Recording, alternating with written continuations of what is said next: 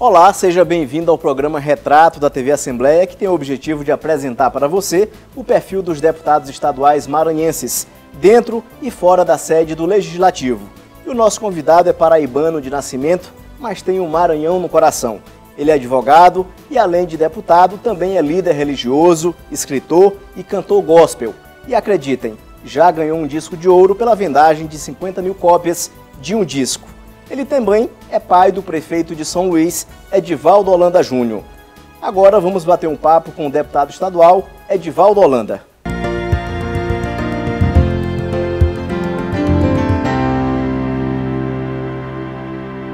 Deputado, seja bem-vindo ao programa Retrato aqui da TV Assembleia.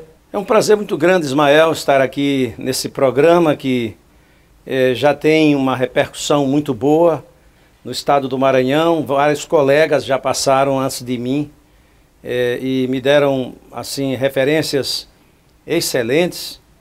E eu fico feliz de poder estar aqui com vocês para uma sabatina que possa me levar a uma compreensão maior dos nossos amigos telespectadores de quem é o deputado Edivaldo Holanda. Deputado, o senhor não é maranhense, é paraibano. Como é que o senhor veio parar aqui no Maranhão para fazer política? Assim como a maioria dos maranhenses, não é? Sempre nascemos ou de paraibanos, ou cearenses, ou pernambucanos. O Maranhão é uma miscigenação de regiões que para aqui demandaram em momentos de grandes secas do Nordeste. Eu sou um egresso de uma das maiores secas acontecidas no sertão da Paraíba. Eu ainda garoto, trabalhei numa frente de emergência com 12 anos de idade, instalada pelo governo federal como uma espécie de salvação daquelas famílias. O governo, sempre que havia uma seca, criava frente de emergência. Era a construção de uma estrada, de um açude, sempre algo que retornava em favor da comunidade, mas que a gente recebia algo para suprir a necessidade, sobretudo de alimentação. Eu, pessoalmente, trabalhei na reconstrução da estrada de Nazarezinho a Buqueirão. Naquele tempo não era proibido um adolescente trabalhar, praticamente estava entrando na adolescência, 12 anos, mas depois veio uma segunda seca, uma seca muito pesada, no ano de 67. E aí eu vim parar no Maranhão para sobreviver. Para cá vieram os meus pais, meus irmãos, e assim nós chegamos nessa Canaã, prometida não só a mim, mas aos demais nordestinos, que tanto necessitaram. Hoje já não necessitam tanto, que as condições são outras, mas naquela época o nordestino precisava do Maranhão, do Pará, de Goiás, dessas regiões mais abençoadas, porque tinha muita água, muita terra, não é? E sempre mais prósperas. Deputado, e a carreira política, como foi que teve início aqui no estado? Aqui chegando, eu sempre nasci num lar cristão evangélico e sempre integrado na igreja. Desenvolvi um trabalho dentro da minha denominação. Fundei a Juventude Batista Maranhense, à época, e uma juventude que trabalhou intensamente, fazendo evangelismo em todo o Maranhão. Passei posteriormente no curso de Direito da Universidade Federal do Maranhão, onde comecei a fazer militância de política estudantil. Já fazia a política dentro da igreja, a boa política, e passei a fazer a política estudantil. Como estudante universitário, eu busquei à época uma candidatura de vereador, totalmente desconhecido, mas consegui, graças a Deus e aos amigos da época, me eleger. Entre 17 vereadores da Câmara de São Luís à época, eu fui o 5º vereador mais votado da capital. Então, fui eleito e ali começou nossa carreira política. Até chegar no Parlamento Estadual, como é que foi? Me elegi vice-presidente da Câmara Municipal, depois presidente. Eu fui um presidente da Câmara, que a história registrou, mas o povo desconhece. Eu fui eleito presidente na Praça João Lisboa, numa das maiores brigas de dois grupos políticos dentro do plenário da Câmara Municipal de São Luís. Manel Ribeiro de um lado e Lia Varela do outro. E eu não era nem Manel Ribeiro nem Lia Varela. Eu era um vereador novato, inexperiente, muito jovem, recém-chegado na Câmara, e estava ali na minha tentando aprender o mundo político. E o ex-deputado Manel Ribeiro, vereador então, no meio da briga, uma briga que o grupo do Manel Ribeiro se escondeu, na época o governador era João Castelo, Ribeiro Gonçalves, e João Castelo estava com Lia Varela e torcia por uma prorrogação do mandato da Lia. E nós estivemos escondidos no interior da ilha, o grupo vencedor, que a gente venceria por escondido porque a força do governo sempre é muito grande. E a gente tinha preocupação do governo tirar um ou dois nomes nossos e a gente perder a maioria. E eu sei que na véspera da eleição, descendo já para a Câmara Municipal, era um domingo, o grupo resolveu escolher a mim, o presidente. Lia Varela trancou o poder, que era ali na Praça João Lisboa, trancou a sede da Câmara, não abriu, e aí nós fizemos a eleição numa cadeira de engraxate, que ainda hoje tem ali na frente da Câmara Municipal. E ali eu fui eleito presidente da Câmara de São Luís. Isso foi parar na Justiça e a nossa eleição ganhou finalmente em juízo. Nós ganhamos o direito de assumir a presidência da Câmara. E de lá para cá, a vida política como deputado estadual, como é que foi? Eu fui candidato a deputado estadual, ainda na presidência, no final da presidência da Câmara. Fui candidato a deputado estadual, me elegi como bem novinho ali naquela Assembleia da Rua do Egito. Findei sendo convidado para ser o líder do governo na ocasião. Uma liderança difícil, porque o governador conseguiu a proeza de ter todos os blocos da Assembleia contra ele. O bloco da oposição era contra, o bloco do Sarney era contra, o bloco do João Castelo era contra, e só tinha a favor do governo o líder e mais uns dois. Quem era o governador na época? Era Luiz Rocha. Então, nós tivemos ali uma escola, porque eram grandes debatedores, Celso da Conceição Coutinho, Maria da Conceição, Haroldo Saboia, Carlos Guterres, Luiz Pedro, que hoje está aqui na comunicação da Assembleia, José Bento Neves, Raimundo Leal. Era um naipe muito grande de grandes parlamentares, grandes tribunos, todos contra o governo, e eu, muito jovem, tendo que enfrentá-los. O regimento era diferente do de hoje, e ali a gente ia num debate, às vezes 10, 15, 20 vezes, enfrentando todo aquele grupão de deputados que era contra o governador. Aquilo foi uma grande escola para mim, enfrentar as velhas raposas da política na época, né? De lá eu fui convidado para ser o chefe do governo, chefe da Casa Civil do governo. Então, eu deixei a liderança do governo e fui ser o chefe do governo à época. Deputado, já são quantos anos como parlamentar estadual?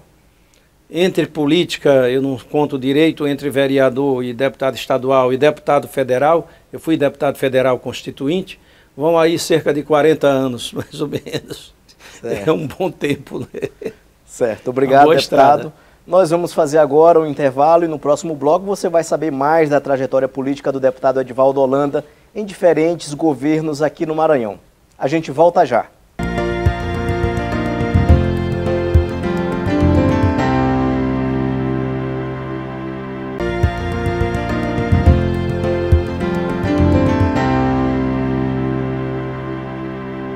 Estamos de volta com o programa Retrato, que tem como convidado o deputado Edivaldo Holanda. Deputado, o senhor também foi deputado federal, como foi que isso aconteceu? Deputado federal constituinte, né? Quem ingressa na política sempre sonha ir até a presidência da República. Todos os políticos sonham com isso. Então, deputado federal sempre se é vereador, quer ser estadual, muitos pulam a etapa e vai direto para federal. É o caso do prefeito de São Luís, do Kleber Verde, do Pinto e Itamaraty, que como vereadores foram diretos para a Câmara Federal. Eu vim para a Assembleia e depois pleiteei a Câmara Federal. Fui deputado federal constituinte e foi um momento assim de muito ajuste na sociedade brasileira. Havia uma insegurança muito grande em todas as classes sociais, um tanto parecido com o momento que vivemos hoje, só que numa linha diferente. Se necessitava de uma carta magna que estivesse mais dentro da realidade da sociedade brasileira. Então foi uma experiência assim muito importante. Como deputado federal, posteriormente, aliás, já pelo meio do mandato, eu me senti assim meio achando que era melhor eu estar em São Luís. A família não se adaptou em Brasília e eu sempre trabalhei também fora da política e a Brasília me atrapalhava. E eu voltei então para a política. E talvez não esteja na sua pauta, mas eu deixei política 15 anos. Fiquei fora da política durante 15 anos e voltei numa determinada circunstância que nós devemos talvez falar daqui a pouco. Deputado, o senhor exerceu importantes funções no governo de Luiz Rocha e também de Jackson Lago. Como é que foi essa experiência? A primeira experiência que me enriqueceu muito foi ser líder do governo Luiz Rocha na Assembleia. Quando eu tinha 20 e pouquinhos anos, era muito jovem, e enfrento talvez os maiores oradores que já passaram por um plenário de uma casa como esta. Eram advogados experientes em fóruns, em debates dentro do Fórum Criminal, nas grandes lides forenses. E eu, novinho, advogado recém-formado também, mas assim atento, procurando aprender com aqueles adversários que iam à tribuna. Então eu armei uma tática de nunca enfrentá-los de frente. Eu sempre enfrentava anotando no papel o menor erro que ele cometesse no discurso, fosse um erro de português, fosse uma frase que ele atribuísse a alguém e não era. Então eu sempre anotava para tentar desconstruir o orador, pegá-lo numa parte e desconstruí-lo, como alguém do boxe tenta um nocaute com o seu adversário. Aquilo para mim era a forma de eu vencer aqueles grandes nomes da política de então, que eram bons na tribuna. E é muito fácil você ter um discurso de oposição. Eu quero ver você defender um governo. É muito difícil, qualquer que seja o governo. A minha experiência ali foi marcante, ali foi uma escola muito grande. Depois, como chefe da Casa Civil, onde eu abri as portas do palácio, eu era um político de São Luís, sempre fui. Eu nunca fui votado no interior, sempre minha política foi aqui. E imagina eu, secretário-chefe de um governo estadual, e as lideranças naquele tempo eram muito atuantes e eu dava muita assistência. Então eu os recebia no palácio todos os dias. Foi outra quadra da minha vida que me levou a experiências assim que até hoje me engrandecem. E no governo do Jackson, pulando fazendo um grande lapso aí, Jackson me convidou para ser o líder do governo. Nesta casa havia um deputado bom de tribuna, excelente, que era o líder da oposição. E vocês são testemunha que nós travamos aqui um debate com o ex-deputado Ricardo Murat. Era um debate diário, intenso, não é? E que aquilo não deixa de ser também uma escola. Você tem que estar preparado para enfrentar. Se o adversário é muito bom, você tem que ser melhor do que ele. Para isso você tem que se preparar. E é interessante lhe dizer o seguinte, aqui mais um parênteses. É muito bom quando você enfrenta um adversário que tem um tamanho até maior do que o seu. Porque obriga você a ficar atento e a se preparar para aquele embate. Quando o cidadão é despreparado e você entra no debate com ele, você só perde. Você cai para o tamanho dele E aí é melhor você evitar o debate, você não ter debate. Então eu fui o líder do Jackson Lago, havia esse deputado muito bom de tribuna, e aí eis que o Jackson sofre o grande golpe do judiciário, foi cassado na Justiça Superior do país, Justiça Eleitoral, de forma cruel, injusta. Ainda hoje é uma decisão que envergonhou toda a justiça brasileira, o povo brasileiro.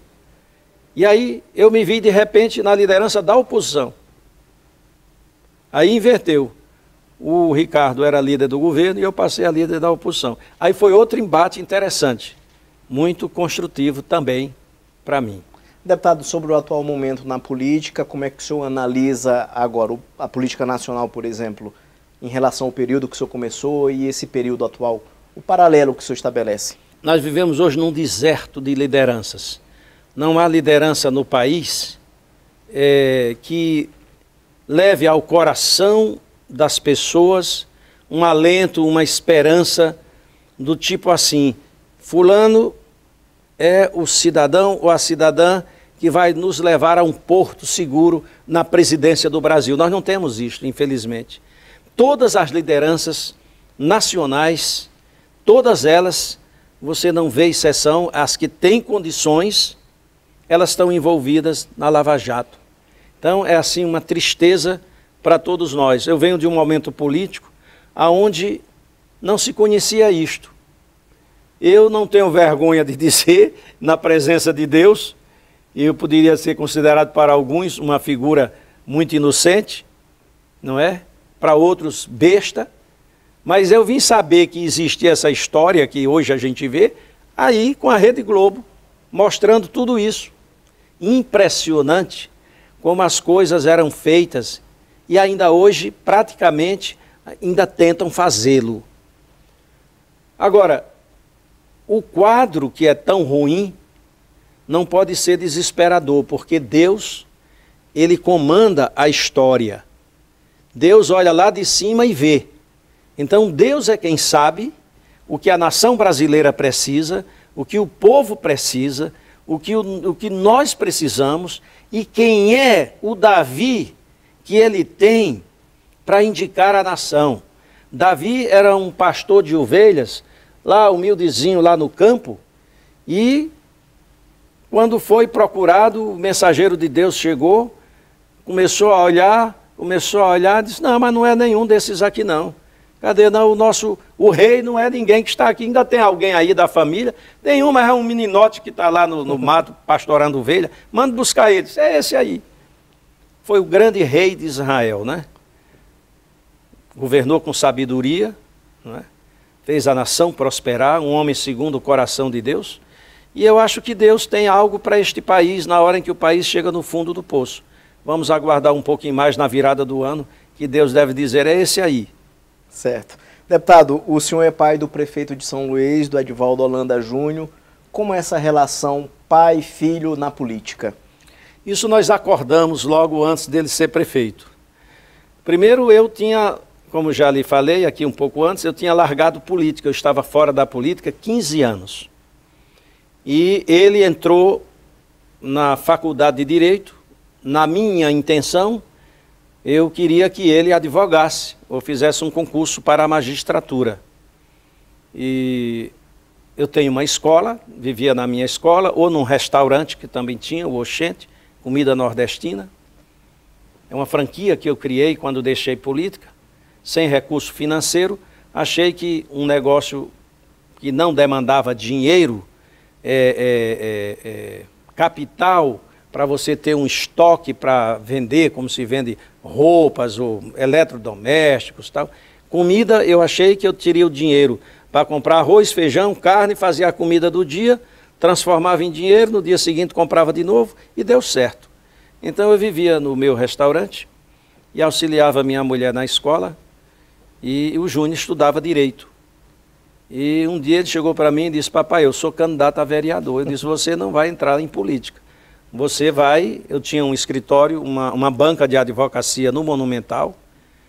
com 4 advogados, exatamente esperando ele.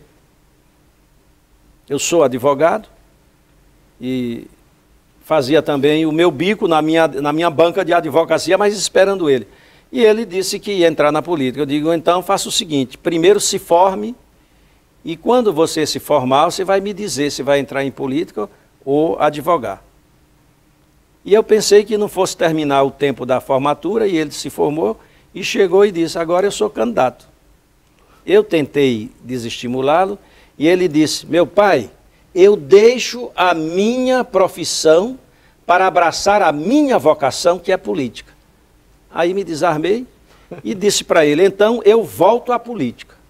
E voltei, candidato a prefeito, e ele candidato a vereador.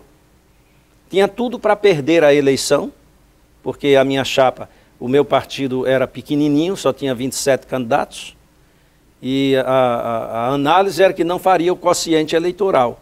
E haviam mais 3 nomes superiores a ele. Mas quando Deus está dirigindo, como sempre dirigiu a história e a vida das pessoas, ele mostra assim, o menor vence o maior. Davi venceu Golias. O Júnior era candidato a vereador sem chances de vitória, mas superou 3 nomes superiores a ele e teve 3.000 e tantos votos, e só fizemos um vereador, que foi ele, vereador de São Luís.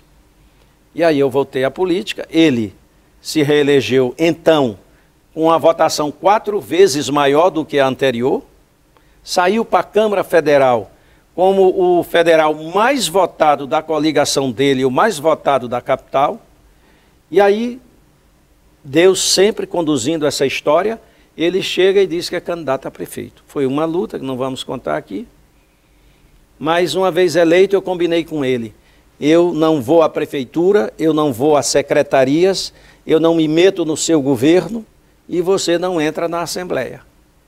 Então, a nossa relação, quando eu posso, eu dou um conselho para ele. Mas é importante saber que num quadro como esse são muitos os conselheiros, né? Muita gente dá conselhos. E por aí você tem que fazer a filtragem para saber quais são os conselhos que são bons e os que não são. Mas ele tem tido muita sabedoria, porque Deus tem conduzido a mão desse menino e com certeza tem reservado para ele um lugar maior ainda na história do Maranhão.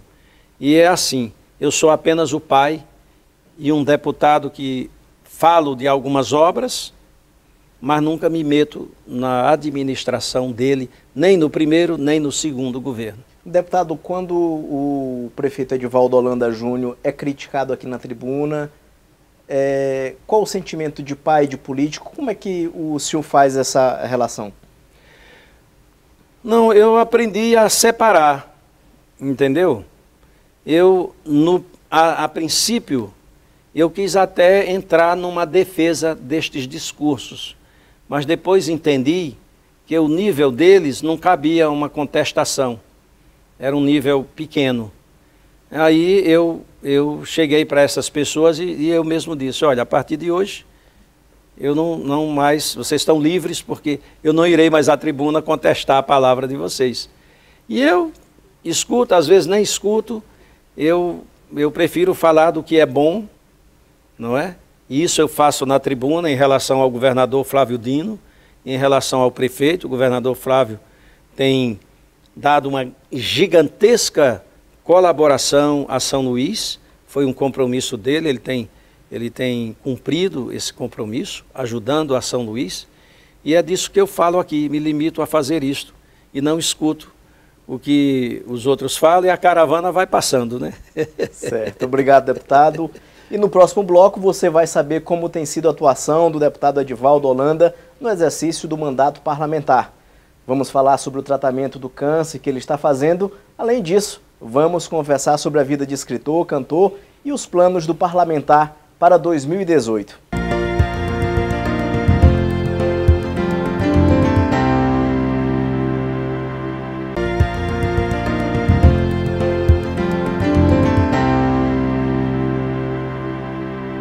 Estamos de volta e agora vamos saber do deputado Edivaldo Holanda qual tem sido a prioridade dele enquanto parlamentar. Deputado, qual a sua maior preocupação como deputado estadual? É fazer o melhor, primeiramente, sobretudo, pela nossa capital, aonde eu tive desde o primeiro momento o crédito, o privilégio de representá-la na Câmara de São Luís. Mas depois me preocupo com todo o Maranhão. E eu tenho viajado, já viajei mais, tenho viajado menos por conta desse problema de saúde, mas eu sinto a capital está em excelentes mãos. Eu sei do propósito do prefeito, mais do que ninguém, com São Luís, e sei do propósito do governador Flávio Dino em relação ao estado do Maranhão. Eu procuro prestar apoio no plenário em todas as propostas importantes que o governo manda para esta casa, e por elas nós brigamos aqui. E temos também várias iniciativas, várias propostas. Agora hoje eu soube que uma foi barrada na Comissão de Constituição e Justiça hoje, que era uma proposta que eu sempre achei muito interessante. É uma proposta que tem numa figura no Brasil, uma figura chamada de doula, doulas, vem do latim, quer dizer, aquela que acompanha a pessoa, vai ter uma criança, a mulher vai ter uma criança, ela tem toda a assistência na maternidade, mas ela quer levar alguém que entende também do parto para estar ao lado dela. Tem uma proposta muito interessante minha, um projeto de lei, é o último que tramitou aqui na casa, e hoje eu soube pela boca de um repórter que a comissão deu parecer contrário. Não sei porque, vou ver amanhã qual é o fato, é alguma inconstitucionalidade, mas é uma proposta que se preocupa com a família, não é? Que é uma coisa que hoje, a nível de Brasil, é o que uma casa desta e as outras, o Congresso e o governo deveria estar olhando. A família está sendo destruída por essa máquina nacional, pela própria música, pelo rádio. Conseguiram destruir a família até com música, não é? E a família precisa do cuidado do poder legislativo, do judiciário, do poder executivo, porque é a base da sociedade. Deus formou a família como sendo aquela célula que propulsora e cuidadora, multiplicadora das pessoas em toda a terra. Mas é preciso que nós cuidemos dessa família. E essa família está totalmente, hoje, quase destruída pelas drogas. Ela é destruída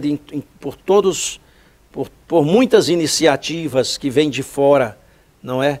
Drogas, violência na televisão, casamentos destruídos, mostrados em novelas e outras coisas que eu não quero entrar, porque pode parecer sectarismo meu, não vou falar, mas a família precisa do cuidado. Eu me preocupo muito com isso. E eu tenho trabalhado muito nessa direção também. Aliás, desde vereador, eu trabalhei nessa linha de proteção da família brasileira. Deputado, ano que vem é ano de eleição. Como é que está a sua preparação para 2018? A preparação de um parlamentar, ela tem que ser permanente.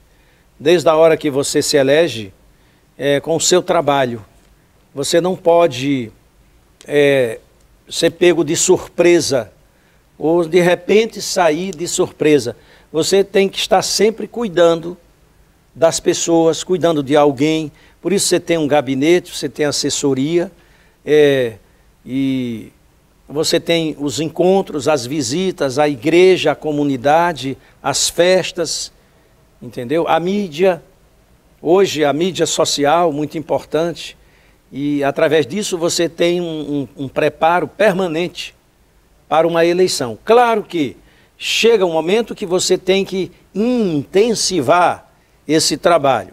E eu pretendo fazer isto, essa parte intensiva, a partir do ano que vem. Até porque, aí sim, fui surpreendido por um problema de saúde que me limitou durante este ano inteiro e eu fiquei reduzido, talvez a 30% da minha capacidade de trabalho. Deputado, o senhor está fazendo um tratamento contra um câncer. Isso. Como que o senhor ficou sabendo e como é que está sendo esse tratamento? eu faço sempre um check-up. E eu estive terminando um check-up, o médico chegou e disse: você está com um linfoma e precisa de um tratamento urgente. Eu recebi, a minha mulher estava do lado, sempre ela teve um impacto bem maior, chorou muito e tal, mas ainda essa semana eu estava dizendo, eu sempre criei no ser superior que é Deus. Ele sempre, gosto de dizer, ele é o Senhor da história. E Deus tem tudo para nós. É bem verdade que Ele permite certos fatos acontecer na sua vida para que isso sirva de lição, para que você melhore, entendeu? E eu recebi aquela notícia do médico com muita tranquilidade. Eu só perguntei quando deveria começar o tratamento e como seria o tratamento e qual o tempo. Ele disse que seria de 2 anos, não é? Vai completar 1 ano agora, em janeiro. E eu estou nesse tratamento, é pesado, é um tratamento difícil, porque tem a quimioterapia. Hoje há um processo moderno que, por exemplo, não permite o cabelo cair. No meu caso não tinha mais o que cair, né? Mas o cabelo envelhece, por exemplo, fica branco demais. De repente a química que eu estou tomando envelheceu o cabelo e tal, e a gente também fica quebrado.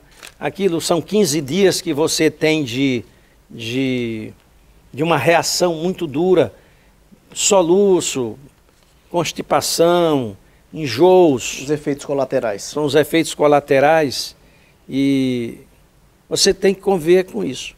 No começo foi mais difícil, porque o tratamento foram 2 meses intensivos, direto no hospital, e depois mês sim e mês não. Mês sim e mês não. Eu tenho esse tratamento. Mas eu estou entregue nas mãos de Deus, na certeza que Deus já me deu a cura, mas a cura pelo que Ele deixou, que é a medicina, através da medicina, da ciência que é divina, e que Deus disse assim para mim, é um processo, você vai ter 2 anos e vai ficar bom. É um milagre, que eu poderia não ficar bom e ir como outros vão, né? Eu espero que Deus me poupe e me deixe, né, viver esse milagre desses 2 anos, ficar bem com esse tratamento. Deputado, a importância da família nesse período de tratamento. O senhor tem 3 filhos, 5 netas, como é que é esse convívio? É muito bom porque eu sempre fui muito família, eu sou muito apaixonado pelos filhos, não é? Pelos netos, que para mim são filhos, diz que neto é um filho com açúcar. Não é uma definição muito boa, né? E é verdade. A paixão é muito grande. E nesse momento assim de luta de saúde, a família, não só a de sangue, mas a família também cristã. Eu tenho orações, igrejas, dezenas de igrejas, centenas de igrejas que oram, irmãos, amigos, oram pela nossa recuperação, pela nossa saúde.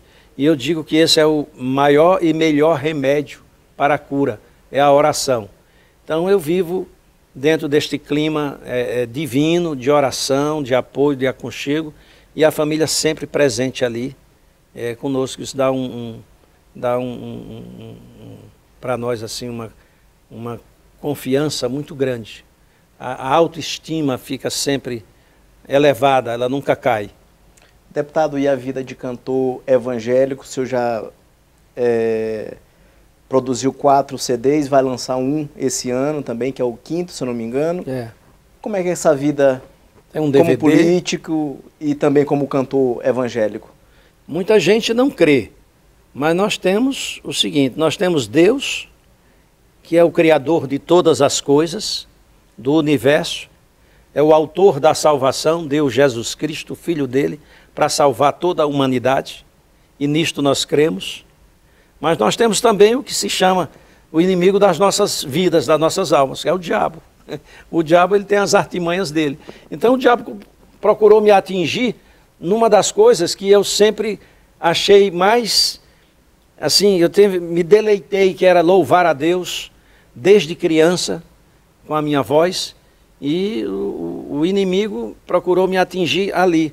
Um linfoma no duodeno que atinge o esôfago, que atinge as cordas vocais. E esse trabalho último que eu fiz já estava com esse problema. E eu me sinto um tanto prejudicado na voz. Mas é um trabalho de sucesso, graças a Deus, em todo o Brasil. Agora mesmo esse último lançamento, esse último trabalho aqui da Bom Pastor, ele vai ser lançado em São Paulo agora no mês de novembro, com o título Tributo a Luiz de Carvalho, que é esse companheiro que faleceu. Certo. Nós terminamos de gravar esse disco e ele adoeceu e faleceu. E agora estão querendo me levar também, mas eu acho que eu vou permanecer para ver o lançamento do disco, viu? E o disco tem vendido muito, sempre vendeu muito, graças a Deus. É gravado por uma das maiores gravadoras do Brasil, que é a Bom Pastor, não é? A Bom Pastor tem todo um naipe de grande orquestra, grandes músicos, não é? Grandes cantores. E nós estamos ali, eu fazendo uma coisa que Deus me permitiu, que é colocar a voz num acetato, num disco, que fica para a posteridade, né? Isso eu sou muito feliz por isto, por ter colocado a voz através de uma gravadora importante em vários trabalhos, e vamos continuar, com fé em Deus, e ter escrito um livro que sempre fica também para a posteridade. E esse livro trata do quê, deputado? Esse livro ele foi lançado pela Editora Jurídica quando você ainda não tinha nascido. No ano de 68, no Ceará, em Fortaleza, a Editora Jurídica lançou Alvorecer. É um livro que são crônicas, trata de problemas sociais. São crônicas e são poesias também. E esse livro foi o primeiro de uma série de outros que eu já tinha escrito e que iam ser lançados. Um romance, tinha uma biografia e tinha outras questões. Eu fiquei viúvo quando o prefeito nasceu, a mãe dele faleceu no Hospital Português. E eu fiquei assim meio morto também durante um ano, e alguém passou na minha casa e pegou todos os originais daqueles livros e numa limpeza da casa jogou no mato. E eu me desestimulei e nunca mais escrevi nada. Fiquei só nesse volume lá da Editora Jurídica, lá no Ceará. Zé de Alencar também, que foi um dos maiores romancistas do Brasil, foi senador da República, ele escrevia talvez o maior romance da sua vida. E ele vivia com um companheiro numa república no Rio de Janeiro. E sempre que ele escrevia, ele botava assim em cima de uma escrivaninha, aquelas 2, 3, 5, 10 páginas. E o companheiro dele, no hábito de fumar cachimbo, sempre acendia o cachimbo com as folhas do livro de Zé de Alencar. Quando ele cuidou que não, o cidadão tinha fumado o livro dele todo, e ele também se desencantou e não lançou mais o livro, não reescreveu a grande obra que ele estaria fazendo. Assim foi comigo, eu não escrevi mais, fiquei com Alvorecer, que é um livro muito importante. Deputado, voltando aqui à questão da música, o senhor também já recebeu um disco de ouro pela venda de 50 mil cópias de um disco. Como é que foi receber essa homenagem? Para mim foi, assim, uma emoção muito grande, né? Porque é o reconhecimento de um trabalho e é um reconhecimento feito pela população, né? Pelo público. É o coroamento de uma obra, a premiação. O disco de ouro, ele encanta o cantor. E foi uma das maiores emoções da minha vida. A reação é chorar, não é? Porque você recebe aquilo dentro de uma surpresa, não é? É o que aconteceu comigo. Esse disco de ouro se refere a um dos trabalhos nosso, que à época vendeu 50 mil cópias, mas hoje já passa das 200 mil com certeza, não é? E isso é muito importante, eu recebi com muito carinho. Deputado, estamos encerrando aqui a nossa entrevista e gostaria que o senhor deixasse uma mensagem aos maranhenses. A mensagem é uma mensagem de fé, de esperança, de otimismo. Nós temos na capital, creiam vocês, um prefeito jovem, bem intencionado, que trabalha diuturnamente para dar o melhor de si para esta cidade. Vive problemas intensos de uma crise financeira que se abateu sobre o país e claro, sobre São Luís. A receita de São Luís, só no mês de junho e julho, caiu 40%. Isso é impressionante. Praticamente a metade dos recursos caíram, desapareceram, não vieram as transferências federais pela crise nacional. E o prefeito mantém os funcionários pagando em dia, quando grandes cidades do Brasil, estados, não pagam, fatiam em prestações o salário de funcionários. Aí você vê que São Luís, graças a Deus, não tem isso, e é um volume de obras muito grande. Claro que há muito por fazer nesta cidade. Enquanto ele trabalha no eixo Itaquibacanga, por enquanto, trabalhando nas ruas, tem lá o São Raimundo precisando também. Aí tem outro bairro, o Parque Atenas está precisando, é muito grande. São mais de 1.100.000 pessoas e uma cidade que cresceu muito horizontalmente e que vivia desprezada há décadas. Então é necessário governos para consertar São Luís. Mas o Júnior está nessa direção. E temos um governador jovem também no estado que tem se virado, fazido o máximo, procurado fazer o máximo por este Maranhão e que nós temos certeza, inclusive, da sua reeleição, governador Flávio Dino, que tem estendido as mãos para esta cidade, ajudando o prefeito Edivaldo Júnior a fazer o melhor. Então, a minha palavra é que você acredite, que você creia, tenha fé em Deus, tenha esperança. A esperança nunca deve sair do seu coração. É a esperança, a mola propulsora que está dentro de nós para a gente chegar no objetivo que almejamos no dia de amanhã. Um abraço carinhoso e que Deus possa abençoar, continuar abençoando a nossa cidade e o nosso querido Maranhão. Deputado Edivaldo Holanda, mais uma vez, obrigado pela participação aqui no programa Retrato. O programa Retrato fica por aqui. Você pode rever essa entrevista com o deputado Edivaldo Holanda no site da TV Assembleia, que é o al.ma.leg.br/tv, e também nas nossas redes sociais. Até a próxima!